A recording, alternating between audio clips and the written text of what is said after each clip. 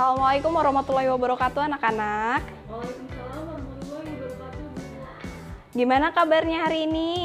Alhamdulillah baik Bu. Liburannya udah panjang kan? Kita udah naik kelas berapa sekarang? Sekarang kelas 3 Bu. Iya, kelas 3 SMA. Sebentar lagi anak-anak akan memasuki jenjang ke perguruan tinggi. Mau melanjutkan ke perguruan tinggi atau mau bekerja nih?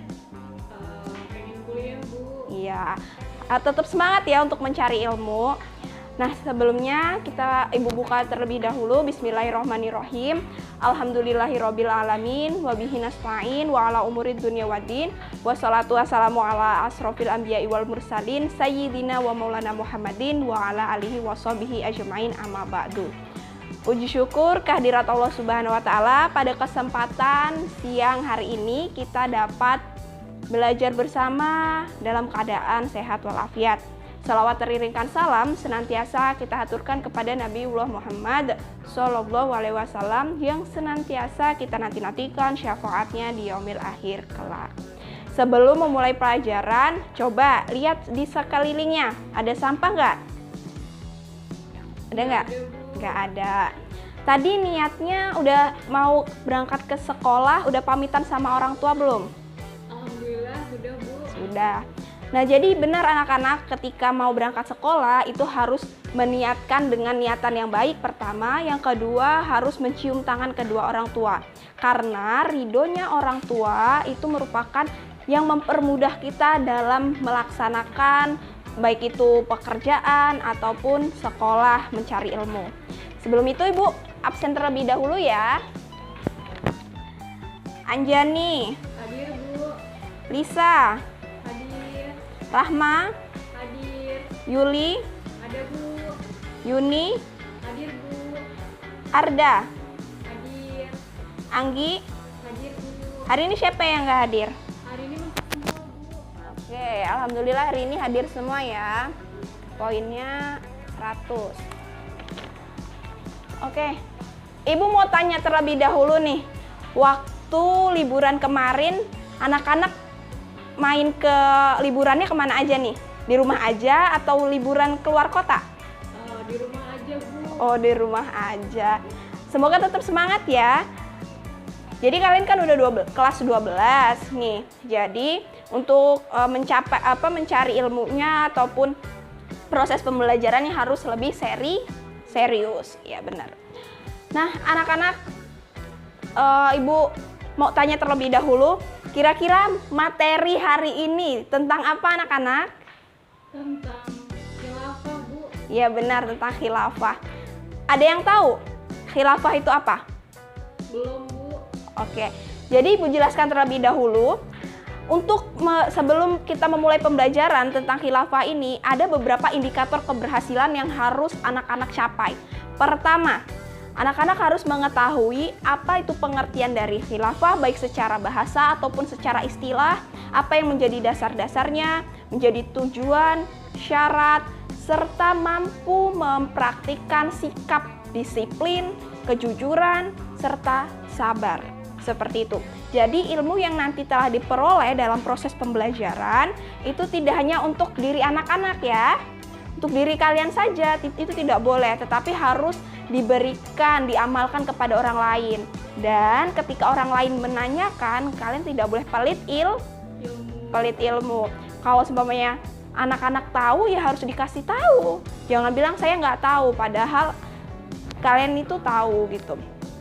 Anak-anak yang Ibu sayangi dan Ibu cintai, setelah mencapai indikator keberhasilan tadi, diharapkan kalian tetap semangat belajar ya. Ya. Nah, lanjut ke pembahasan. Jadi khilafah. Khilafah ini menurut bahasa berasal dari bahasa Arab. Nah, jadi kalau seumpamanya penting itu harus dicatat biar nggak lupa. Berasal dari bahasa Arab yaitu artinya berasal dari bahasa Arab khalafa yang artinya pengganti. Sedangkan menurut istilah, khilafah ini merupakan sistem pemerintahan yang berdasarkan syariat Islam. Jadi landasan ataupun yang menjadi tolak ukur dalam pemegang kekuasaannya itu berdasarkan syariat Islam. Nah, dari khilafah ini sendiri sistem pemerintahannya berbentuk khilafah. Sedangkan pemegang kekuasaannya disebut khalifah. Nah, selain dengan khilafah ada yang menyebut dengan imarah ataupun imamah, seperti itu. Selanjutnya syarat menjadi khalifah. Tadi sistem pemerintahannya disebut khilafah, sedangkan pemegang kekuasaannya disebut apa? Khalifah. Benar. Jadi pemegang kekuasaannya disebut dengan khalifah. Ternyata seorang khalifah ini untuk memegang kekuasaan itu memiliki syarat-syarat. Syarat-syaratnya ada yang ingin membacakan? Siapa? Saya, Bu. Oke, Anjani silahkan. Jadi syarat menjadi seorang khalifah yaitu yang pertama berpengetahuan luas, yang kedua adil, ketiga kompeten, dan yang keempat itu ada sehat jasmani dan rohani, Bu. Benar sekali, Anjani. Jadi untuk menjadi seorang khalifah itu memiliki syarat-syarat. Tidak boleh langsung asal tunjuk menjadi pemegang kekuasaan karena sistem pemerintahan yang berdasarkan syariat-syariat Islam itu. Jadi nggak boleh salah pilih ya. Yang pertama yaitu berpengetahuan luas. Yang kedua yaitu adil. Adil di sini dimaksudkan adalah seorang pemegang kekuasaan, kepala pemerintahannya itu harus bisa bersifat adil. Tidak hanya kepada salah satu masyarakat saja. Contohnya memberikan bantuan hanya kepada si A, si B nggak dikasih gitu. Jadi harus rata, adil. Yang ketiga yaitu kompeten, sesuai dengan basicnya, sesuai dengan kompeten yang sudah dimilikinya, passionnya. Jangan sampai salah pilih. Dan yang terakhir yaitu sehat jasmani dan rohani. Coba Ibu ingin tanya, jika seseorang dia tidak berkompeten dan juga dia tidak sehat jasmani dan rohani, kira-kira bisa tidak menjadi seorang khalifah? Tidak bisa, Bu, karena tidak memenuhi syarat. Benar. Nah, jadi tidak memenuhi syarat-syarat menjadi seorang khalifah. Selanjutnya, dasar-dasar khilafah. Tadi kalau seumpamanya pemegang kekuasaannya disebut dengan khalifah, ternyata untuk menjadikan suatu sistem pemerintahan itu khilafah ada dasar-dasarnya. Coba Ibu ingin Rahma bacakan. Dasar khalifah yaitu tauhid, persamaan derajat sesama manusia, ukhuwah Islamiyah, musyawarah, keadilan dan kesejahteraan rakyat. Nah, kembali lagi ternyata ada keadilannya. Di mana-mana suatu pemegang kekuasaan itu harus mampu bersifat adil. Pertama itu adalah tauhid. Tauhid ini berarti mengesahkan Allah karena dasar-dasarnya merupakan syariat-syariat Islam, maka mampu mengesahkan Allah. Di fikih ini kita belajar tidak hanya muamalah tetapi juga ibadahnya. Bagaimana hubungannya dengan manusia, sesama manusia, dibuktikan dengan ukhuwah Islamiyahnya, dibuktikan dengan keadilannya, serta bagaimana hubungannya seseorang pemimpin yang akan menjadi pemimpin itu kepada Sang Pencipta, yaitu melalui tauhidnya, seperti itu. Jadi dasar-dasarnya ini harus kalian ingat yang membedakan antara sistem pemerintahan khilafah dan lainnya. Nah, lanjut anak-anak, yaitu tujuan khilafah. Coba Ibu ingin tutup nih. Ibu ingin tanya ke Yuni, tujuan khilafah dibagi menjadi berapa?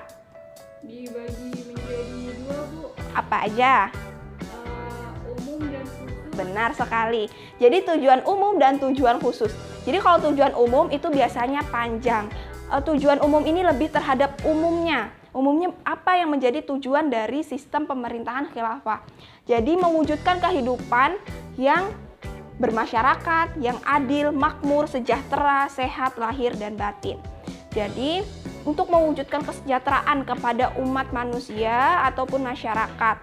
Dan menjadi tujuan khususnya, pertama, melanjutkan kepemimpinan Nabi Muhammad SAW yang telah wafat. Jadi untuk melanjutkan kepemimpinan yang terdahulu. Yang kedua yaitu berupaya untuk untuk memelihara keamanan dan kenyamanan. Jadi agar tidak timbulnya keamanan dan kenyamanan. Dan terakhir yaitu mewujudkan dasar-dasar khalifah, seperti itu. Jadi dasar-dasarnya tadi seperti yang sudah Ibu jelaskan, apa yang menjadi dasar-dasarnya dan diwujudkan dalam tujuannya, nanti diimplementasikan. Nah, anak-anak yang Ibu sayangi, Ibu cintai, Dari materi ini kita ambil sisi baiknya. Pertama, untuk menjadi seorang pemimpin kita harus mampu bersikap adil. Benar. Yang kedua, untuk menjadi seorang pemimpin kita juga harus bisa bermusyawarah dengan baik kepada masyarakat. Tidak hanya diperuntukkan kepada kepala pemerintahan, jadi keputusannya hanya satu pihak saja, itu tidak boleh. Selanjutnya, yang ketiga, kita juga harus bersifat jujur. Kita harus juga memiliki sifat yang sehat, baik itu jasmaninya, rohaninya.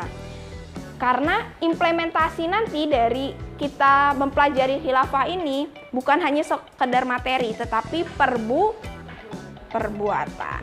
Nah, coba keluarkan kertas selembar. Keluarkan kertas lembar, sudah? Nah, catat poin-poin penting apa yang sudah Ibu jelaskan tadi. Tidak boleh melihat papan tulis ya. Ibu kasih waktu 3 menit.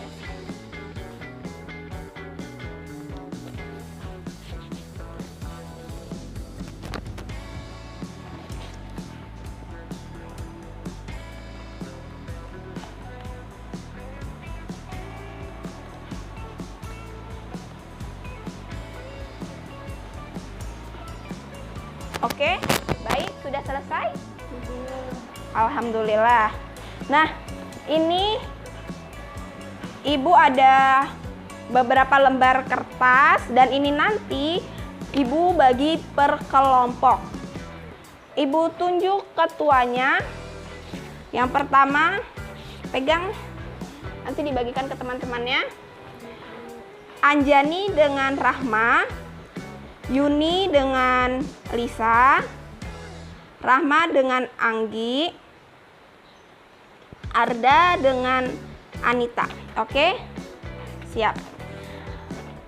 Nah, jadi ini sebagai bahan evaluasi kita, yaitu Ibu ingin mengocok ini. Ini merupakan nomor dari setiap siapa yang mengambil. Jadi kalau semuanya dapat nomor 1, nanti lihat soal nomor 1, yang mendapatkan nomor 2 soal nomor 2, dan nanti tulis di lembar jawaban yang Ibu berikan. Paham?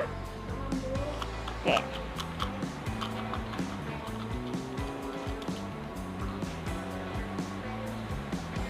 Anjani mendapatkan nomor berapa? Nomor 2, Bu. Nomor 2. Apa saja syarat menjadi seorang khalifah?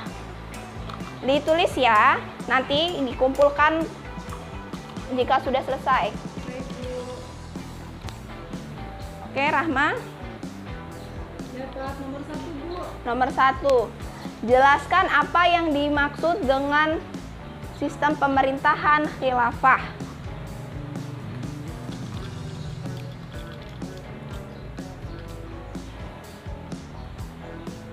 Baik, Anggi. Dapat nomor 3, Bu. Nomor 3. Apakah implementasi dari sistem pemerintahan khilafah? Dan yang terakhir, Anita. Dapat nomor 4, Bu. Ya, yang terakhir nomor 4. Apakah dasar-dasar khilafah? Oke? Jika sudah, coba dikerjakan secara berkelompok.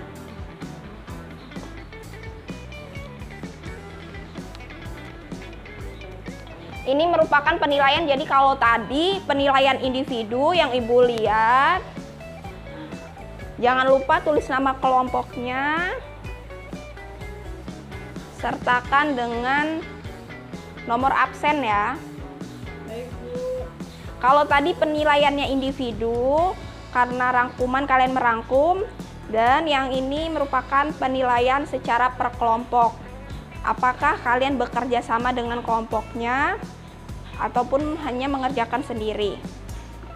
Jadi ini nanti praktiknya, implementasinya juga kehidupan sehari-hari. Oke, waktunya tinggal 10 detik.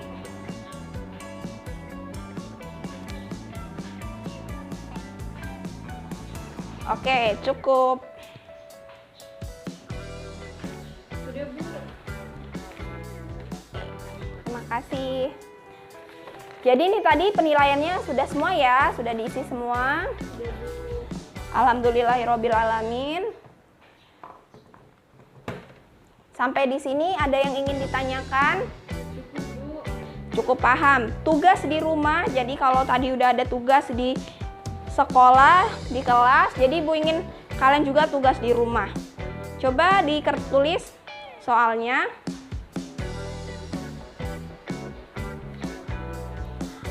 Apakah yang kalian ketahui tentang khilafah? Bagaimana korelasinya dengan kehidupan sehari-hari? Implementasinya ya, tadi yang Ibu jelaskan. Lalu mengapa pentingnya fikih mempelajari tentang materi khilafah? Oke, dikumpul minggu depan ya anak-anak. Baik, Bu. Karena tidak ada yang ingin ditanyakan, Ibu rasa cukup materi pembelajaran hari ini. Semoga bisa bermanfaat. Kepada Allah Ibu mohon ampun. Dan untuk menutup pembelajaran siang hari ini, mari bersama-sama mengucapkan lafaz hamdalah, alhamdulillah. Ibu akhiri, wassalamualaikum warahmatullahi wabarakatuh.